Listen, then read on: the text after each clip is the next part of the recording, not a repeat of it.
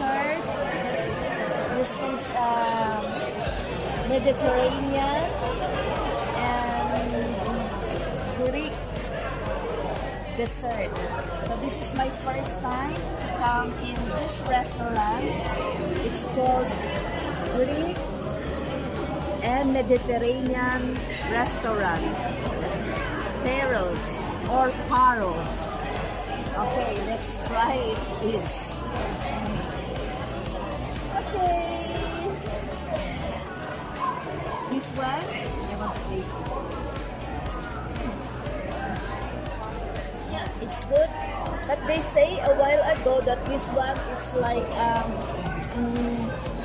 French dessert, and it looks